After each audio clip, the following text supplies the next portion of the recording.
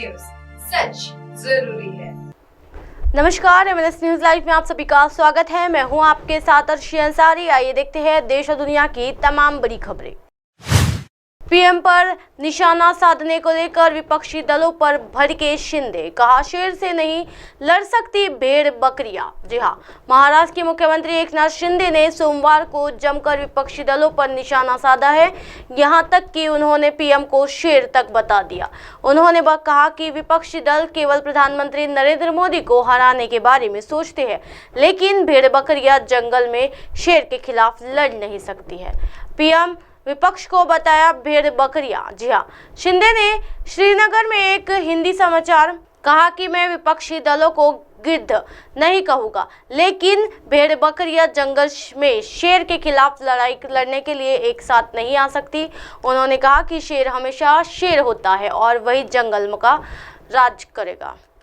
मुझे नहीं लगता। जी हां, राष्ट्रीय जनतांत्रिक गठबंधन यानी एनडीए को चुनौती देने के लिए विपक्षी दलों के एक साथ आने के बारे में पूछे जाने पर शिवसेना नेता ने कहा कि वह केवल प्रधानमंत्री नरेंद्र मोदी को हराने के बारे में सोचता है। उन्होंने कहा कि मुझे नहीं लगता कि कहीं भी विपक्ष टक्कर दे रहा है।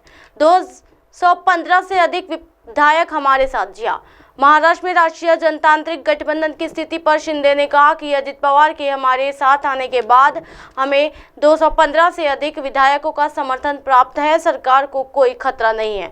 उन्होंने उद्धव ठाकरे का नाम लिए बिना कहा कि हम लोगों के लिए काम कर रहे हैं। लोग तय करेंगे कि वे कैसे व्यक्ति को चाहते हैं जो उनके लिए काम करता है, ये जो केवल घर पर बैठता है।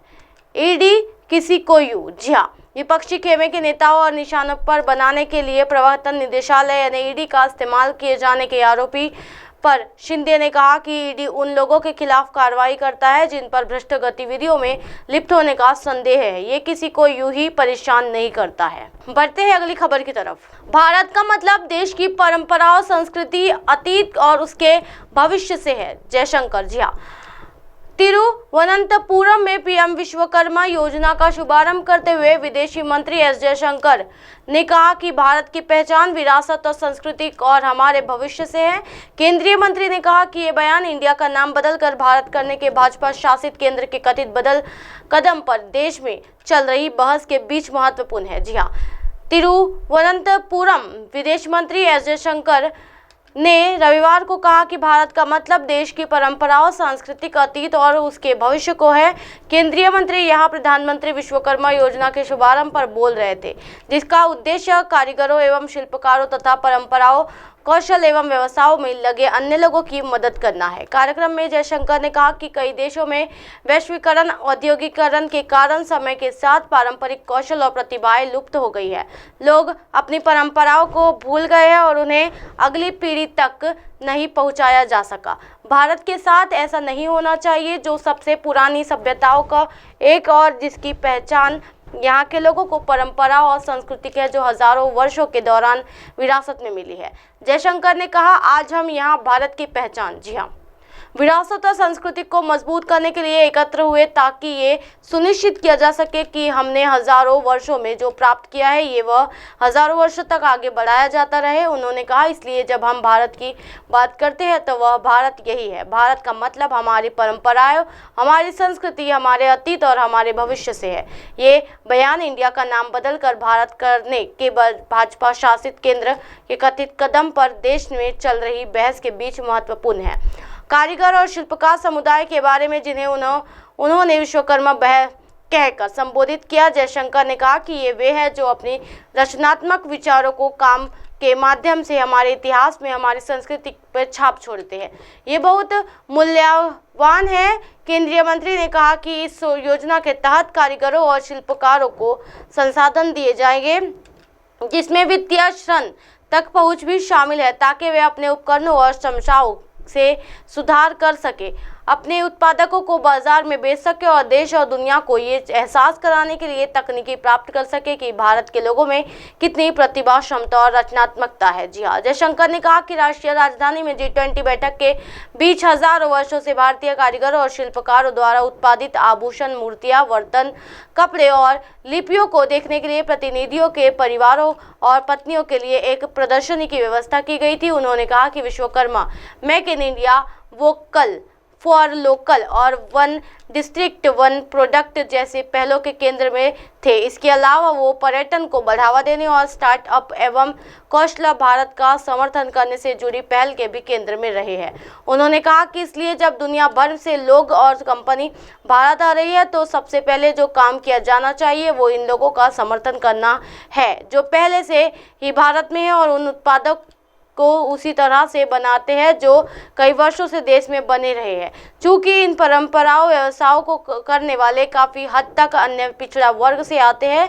13,000 करोड़ रुपए के परिव्यय वाली विश्वकर्मा योजना को सत्तारूढ़ भाजपा की राजनीतिक रूप से महत्वपूर्ण वर्ग तक पहुंचा बनाने के प्रयास के तौर पर देखा जा रहा है।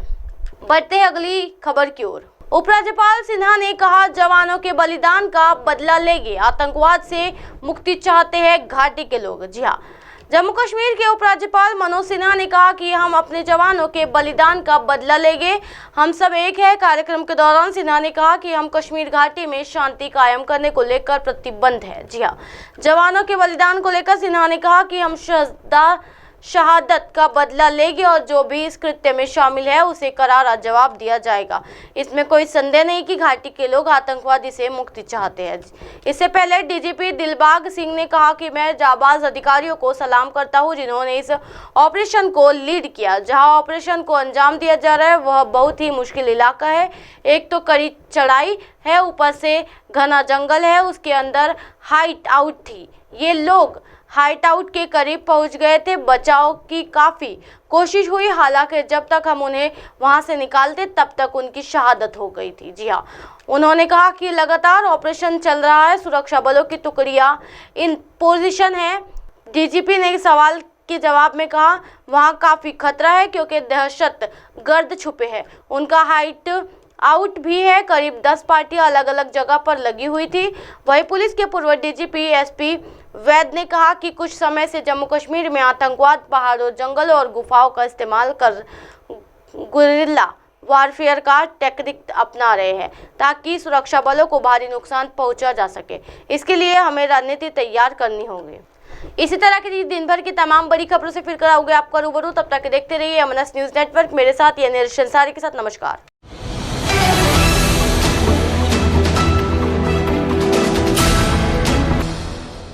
ये है एमएनएस न्यूज नेटवर्क और आप देख रहे हैं एमएनएस न्यूज।